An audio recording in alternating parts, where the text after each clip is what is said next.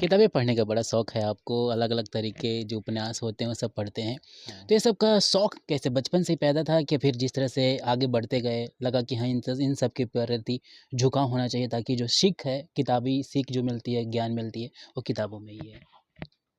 नहीं, ये तो क्लियर है कि एक सिंपल सी बात है, मेरा याद नहीं, यार मैंने वो कही थी किसने बात, कि अगर लिखना है, जैसे जब छोटे थे ना, तो ये था कि बड़े होंगे तो पता करेंगे, किसी बड़े स्कूल में नाम लिखवाएंगे, पढ़ेंगे, लेखक बनने वाले स्कूल में। तो फिर धीरे धीरे बातें पता चली कि राइटर बनाने का कोई स्कूल नहीं होता है। और ये बात सच है कि पूरे विश्व में ऐसा कोई स्कूल नहीं है जहाँ इस चीज़ की ट्रेनिंग दी जाती हो कि लिखना कैसे है। वो नेचुरल होता है। तो किसी ने कई बात कि लिखना है तो पढ़ना जरूरी है। बिल्कुल। और जिंदगी की समस्याओं से निकलना है तो उसके लिए एक रास्ता है किताबें। किताबों का एक ये है, किताबें झूठ नहीं बोलती। जो आज लिखी है 4 साल बाद पढ़ेंगे तो वो वही लिखा वही होगा वहाँ पे। लिखा इंसान झूठ बोलता है, दुनिया झूठ बोलती है, लेकिन किताबों में जो छपा है वो फिक्स है, वो बदलने वाली नहीं है। बिल्कुल, बिल्कुल। तो इसीलिए मेरा किताबों से रुझान है मेरे पास। अब नहीं भी होंगी तो मैंने अभी 3-4 सालों में 70 से 80 हज़ार की किताबें मेरे पास हैं, वैल्यूम देखा जाए तो। और किताब, और ये भी है कि किताबों का जो मूल्य होना चाहिए, ये इसी इंडस्ट्री में नहीं है समस्या। बिल्कुल, बिल्कुल। जिन किताबों का मूल्य करोड़ों में होना चाहिए था, वो वो किताबें भी आपको रद्दी के भाव में बिक वो रहे हैं। किताबें आपको 300-400 में उपलब्ध हैं। जी, मतलब एक राइटर के जिंदगी का 10 साल 20 साल का निचोड़ आपको 200 से 300 रुपये में उपलब्ध है। बिल्कुल। तो ये राइटरों के लिए जो समस्याएं हैं ना, ये सिर्फ भोजपुरी में नहीं है, हर एक जगह पे हर एक जगह पे है। लेकिन बाकी कुछ जगहों पे यहाँ से कुछ स्तर तक अच्छा है, हिंदी में अच्छा है, बिल्कुल। हरियाणा में भी अच्छा है। और बाकी तो बहुत सारी इंडस्ट्री है, मेरा नहीं आना जाना है, ना ही वहाँ के बारे में जानते हैं। लेकिन ये तरीका है कि दयनीय है हर जगह, लेकिन सबसे ज़्यादा दयनीय भोजपुरी में है। जी, जी। और इसका जिम्मेदार सिर्फ व सिर्फ राइटर है। इसमें सिंगर की कोई जिम्मेदारी नहीं। जी, जी। जिस आपको अगर रेट नहीं मिलता, मत लिखिए, छोड़ दीजिए। बिल्कुल। सिंपल सी बात है। जिस तरह से बदलाव हो रहा है भोजपुरी में आपने कहा कि जितनी भी बड़ी कंपनियां हैं सब कॉरपोरेट घराने की है। हम्म। भोजपुरी एक वैसा परिवेश है जहां बड़ी-बड़ी कंपनियां बॉलीवुड की आ रही है। तो हम देख सकते हैं कि आने वाला जो भविष्य है वो कहीं न कहीं बॉलीवुड भोजपुरी के ऊपर हावी हो जाएगी और हमारा जो एक स्तर था वह बिल्कुल ही चेंज हो जाएगा। आपकी नज़रों से इसे आप कैसे देखते हैं? समस्या क्या है ना, यहाँ पे किसी को भोजपुरी से कोई लगाव नहीं है। पहली बात, भोजपुरी से कमाना है, भोजपुरी के प्रति किसी की कोई जिम्मेदारी नहीं है। जितनी समस्याएं हैं भोजपुरी में, कोई उसके खिलाफ नहीं बोलता। बोलता कब है, जब उस पे पड़ती है। ठीक है। अभी कुछ दिनों से लोग, अब एक दो मीडिया है, उन लोगों का नाम नहीं लेना चाहते, वो लोग भोजपुरी सुधार रहा है। आप समझ रहे होंगे, अब मेरी मेरी बात सुन के भी लोग समझ जाएंगे। वो लोग भोजपुरी सुधार रहे हैं। तो जितने लोग भोजपुरी सुधार रहे हैं, मेरा संदेश उनके लिए कि भाई, भोजपुरी में कोई समस्या नहीं है, समस्या आपके माइंड में है। बिल्कुल, जिस भाषा में नमस्ते प्रणाम होता है, उसी भाषा में भोसड़ी वाला माधर चौथ भी होता है। बिल्कुल। आप क्या सुनना चाहते हैं, वो सामने वाले की मजबूरी है ना। आप प्रणाम सुनना चाहते हैं कि वो दूसरी बात सुनना चाहते जी, हैं। जी, बिल्कुल। तो गालियां हर भाषा में है, अभिवादन हर भाषा में है, प्रेम से बात करने का लहजा हर भाषा में है, गुस्से में बात करने का लहजा हर भाषा में है। तो ये जितने लोग भोजपुरी सुधार रहे हैं, उनसे हम ये पूछना चाहते हैं कि ये किस प्रकार का विरोध है। आप जिस चीज को विरोध बता रहे हैं कि इस चीज का तो बड़ा विरोध है, तो बड़ा गंदा है, 500-500 मिलियन व्यूज। ठीक है। बिल्कुल। अभी इसी साल एक ठो गाना हिट हुआ है, ढोड़ी जन छील द। हुँ। आपने सुना होगा, कोई ऐसा नहीं है जो जिसने, रिकॉर्ड ब्रेक अभी इसके गाने बज रहे हैं एकदम। ऐसा नहीं है कि जिस किसी ने भी ना सुना हो। बिल्कुल। तो ये जो भोजपुरी सुधारने वाले हैं, हम इनसे ये पूछना चाहते हैं कि ऐसी यूपी बिहार झारखंड में ऐसा किस परिवार में शादी गुजरा है जहाँ ये गाना नहीं बजा है। सही बोले। तो विरोध में है कौन। और जो कलाकार है, उस चाहे वो पवन सिंह जी हो, खेसारी लाल यादव जी हो, रितेश पांडे जी हो, गुंजन सिंह जी हो, समर सिंह जी हो, जितने स्टार हैं, उनको वो क्यों मर रहा है, उसको पब्लिक का प्यार चाहिए। और पब्लिक अगर प्यार नहीं दे रही उन गानों को, तो 500 मिलियन व्यूज कैसे है। बिल्कुल। तो ये जो भोजपुरी सुधार रहे हैं, जैसे ये क्रेता और विक्रेता के बीच जो दलाल होते हैं, हुँ, समझ रहे हैं, जी। उपभोक्ता और उत्पादक के बीच की जो दलाली होती है, ये वही दलाल हैं जो कमीशन लेते हैं। तो ये जो भोजपुरी सुधार के जो कमीशन आता है, ये वो लोग वही हैं। हमारी भोजपुरी में कोई समस्या नहीं है, भोजपुरी पहले भी अच्छी थी, आज भी अच्छी है, 2-4 पीढ़ी बाद भी अच्छी रहेगी। पब्लिक का रुझान है, पब्लिक ये कलाकार को जिस रूप में प्यार दे रही है पब्लिक, कलाकार करेगा ना। बिल्कुल। एक चीज़ बड़ा ख़ास लगा हमें आप में, आपके साथ जितना भी सेशन हमने गुज़ारा, हाँ। किताबों ने आपके ऊपर काफ़ी असर डाला है। आप सोच समझ के बोलते हैं और आपके शब्दों में काफ़ी गहराइयाँ भी होती है, और आप हमेशा अपने वजूद के साथ टिके रहते हैं ताकि मेरी जो बातें हैं वो लोगों तक पहुँचे। ऐसे मैंने अभी बहुत सारे इंटरव्यू करा है, पहले राइटर आप हैं जिनके पास शब्दों का भंडार है, शब्दों का चयन है, और जब आप बोलते हैं तो उन बातों पे गहराइयाँ नज़र आती हैं कि हाँ, एक वाक़ई में एक संदेश अच्छा है। मैं आप ही से जानना चाहूँगा कि भोजपुरी जिस तरह से लगातार बदल रही है, हमारे गाने ट्रेंड भी कर रहे हैं, लेकिन अभी भी हम कहीं न कहीं महिला वस्त्र प्रधान जो गाने होते हैं उसी के पीछे भागे पड़े हैं।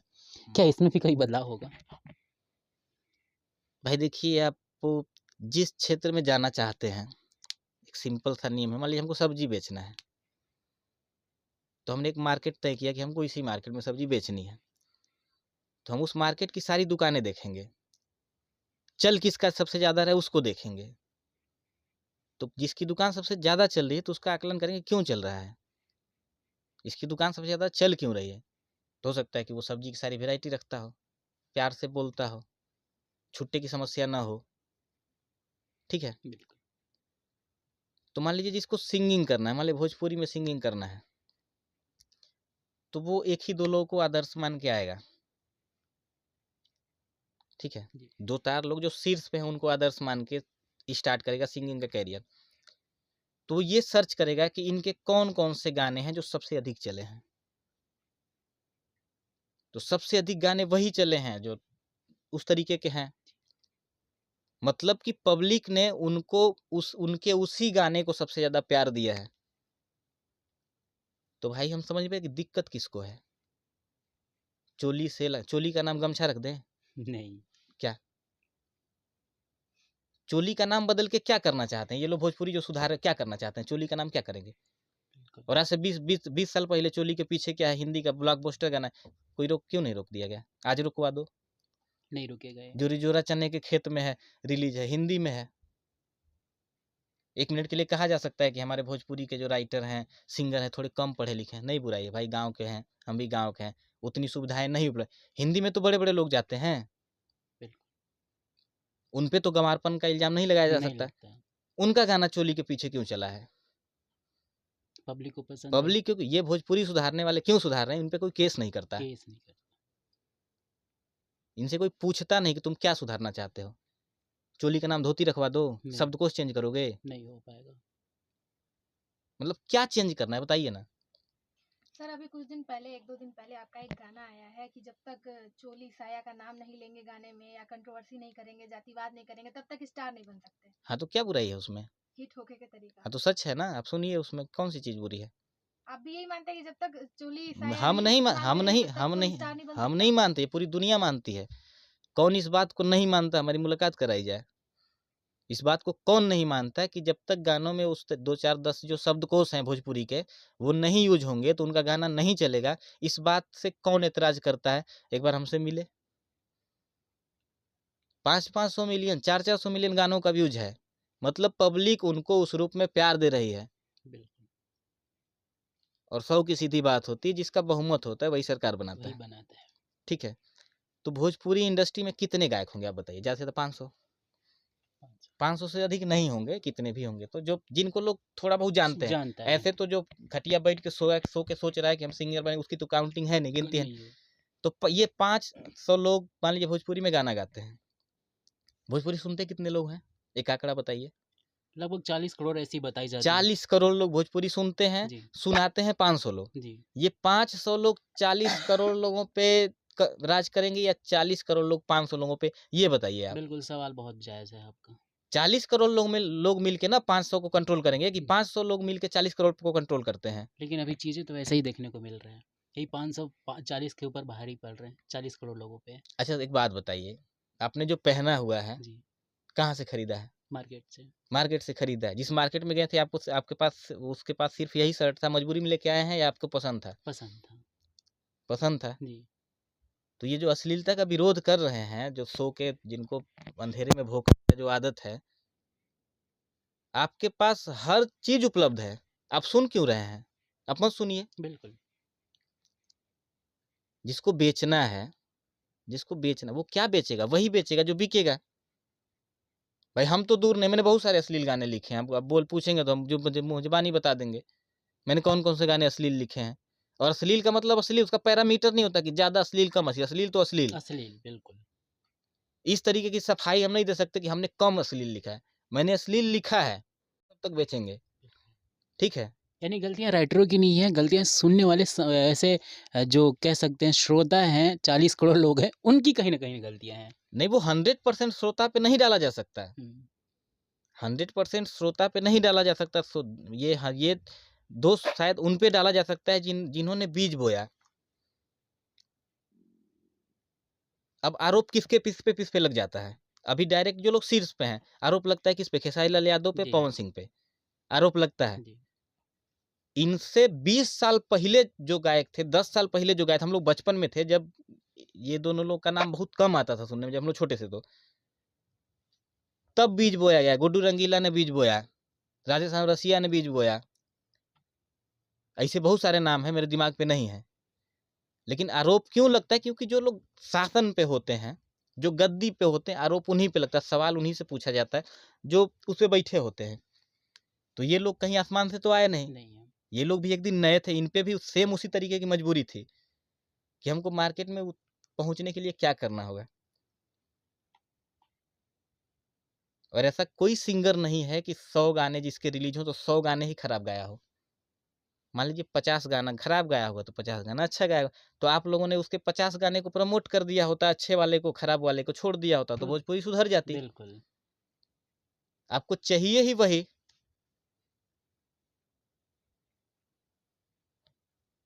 और संतुष्टि जो होती है ना, सुनिए, संतुष्टि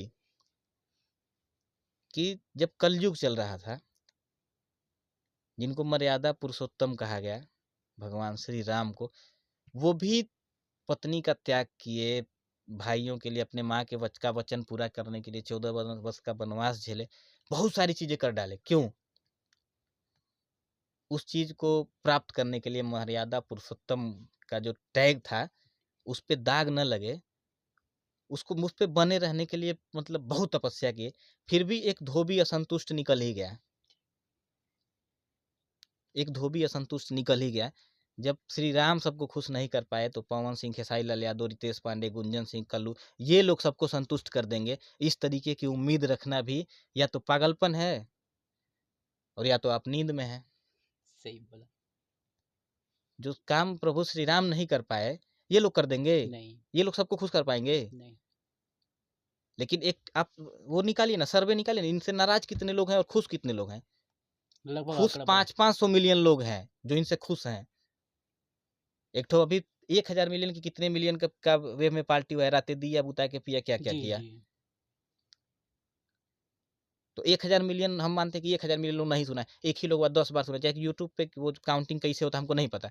500 मिलियन तो मानेंगे। बिल्कुल तो मानेंगे। इन पे खुश 500 मिलियन लोग हैं। ये 2-4 10-20 दलालों के चिल्लाने से कुछ नहीं बिगड़ने वाला है। मतलब मुहर लगा दे भैया, भोजपुरी में अश्लीलता नहीं है।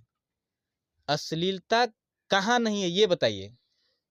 आप अश्लील किसको कहते हैं? भाई भोजपुरी के जो गाने रहते ऐसा हैं, कौन सा मार्केट है जहाँ दारू बिकती है तो दूध नहीं बिकता? हर जगह क्यों पीते अवेलेबल हैं? है। और अपनी-अपनी पसंद होगी। कौन सा शराब विक्रेता इतना दबंग है कि आपको पटक के शराब पिलाता है? ऐसा कोई नहीं है। नहीं है ना। नहीं। आपके मोबाइल में यूट्यूब है, आपकी अंगुलियां सर्च ही वही करती हैं। आप भजन सुनिए। बिल्कुल, बिल्कुल। बड़े भोजपुरी खतरनाक राइटर हैं और भोजपुरी आप जैसे भोजपुरी का तो छोड़ दीजिए। आज के टाइम में हिंदी के 2 भजन गायकों का नाम बताइए, जिन्होंने जो ये सपना देख के आए हो कि हम भजन गायक बनेंगे। नहीं सुन रहा ना कोई। कोई नहीं सुन रहा। अनूप जलोटा कितने एल्बम आ रहे हैं उनके? बहुत कम हो गए। कितने प्रोग्राम आपके पटना में उनके हो रहे हैं? नहीं हो रहे हैं। क्यों नहीं हो रहे हैं? लोग सुन नहीं रहे उनको। इसलिए कि लोग अश्लील नहीं सुनना चाहते। अनूप जलोटा अश्लील गाते हैं, नहीं गाते हैं। उनको क्यों नहीं सुन रहा है लोग? मदन राय जी अश्लील गाते हैं? नहीं। नाम सुना है आपने मदन राय सुना जी है। का?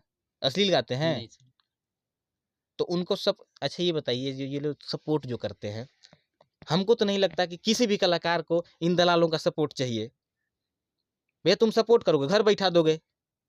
अगर तुम जिसको बोल रहे हो कि पब्लिक इस चीज़ का विरोध करी, तो भैया हमको वो विरोध दिलवा दो, भारी मात्रा में वो विरोध हमको दिलवाओ। हमको सपोर्ट नहीं चाहिए। सपोर्ट करोगे, घर बैठा दोगे, बिल्कुल। हमको घर नहीं बैठना है। ये गुस्सा इतना कितने दिनों से भरा पड़ा था आपके अंदर? ये गुस्सा नहीं है, ये मेरा नेचर है, मेरा बोलने का तरीका ही यही है। मेरा किसी से गुस्सा नहीं, गुस्सा किस बात का है? आपकी हर बातें ऐसी लग रही है जैसे कि जब तीर कमान से निकलती है तो जो उसका लक्ष्य रहता है, वहाँ जाकर वो रुकती है। ये आपकी बातें समस्या भी नहीं, समस्या क्या है ना कि लोगों की का जो सच बोलने का और सच सुनने का जो आदत वो खत्म हो गया है। हम सच बोलते हैं। बिल्कुल। हमको किसी ने कहा था कि ताकत शरीर में नहीं होती, लगातार सच बोल के देखो, तुमको किसी से डर नहीं। तो हमको किसी से डर नहीं लगता। सौ की सीधी बात ये है कि हमको किसी से भी डर नहीं लगता और मुझे सच बहुत अच्छा लगता है, आपको कितना भी कड़वा लगे। जो सच है हम वही बोलते हैं। बिल्कुल, बिल्कुल। अपकमिंग प्रोजेक्ट के बारे में आपसे जानकारी हम चाहेंगे कि आने वाले जो भी अपकमिंग प्रोजेक्ट है, क्या खेसारी जी के साथ या पवन जी के साथ भी तैयारियाँ चल रही है कि बहुत जल्द आएँगे मार्केट में? नहीं, अभी फ़िलहाल तो मेरा किसी भी ये मार्केट के ब्रह्मा, विष्णु, महेश लोगों के साथ कोई तैयारी नहीं चल रहा है। अभी हम ये अपने खुद का ये जो क्या कहते हैं उसको, खुद की जो कैपेसिटी है, जी। जो मेरा खुद का वजूद है, हम वो चेक करना चाहते हैं कि है या नहीं है। मान लीजिए ब्रह्मा, विष्णु, महेश लोगों के पास अगर हमारा रेट नहीं मिला तो हो सकता है कि मैं रेट लायक नहीं हूँ, ये भी हो सकता है। आरोप तो नहीं लगा सकते भाई कि हमको रेट क्यों नहीं मिला। नहीं लगा सकते। ऐसा भी हो सकता है कि हम रेट लायक नहीं हो। तो अब हम वहाँ पे काम कर रहे हैं जहाँ ये साबित कर सकते हैं कि नहीं, हम रेट के लायक हैं, हम रेट लेंगे। जी। हाँ, चाहूँगा कि इंटरव्यू सेशन हमारा लंबा ना हो। आप हाँ। गुनगुनाएँ क्योंकि बहुत देर तक हम लोग एक कुछ दूसरे दुनिया में चले गए थे जहाँ सिर्फ़ आपके शब्दों के बाण निकल रहे थे। थोड़े मोहब्बत के फूल भी खिल जाए, कोई प्यारा-सा सॉन्ग हमारे दर्शकों को सुनाएँ आप अपनी आवाज़ में।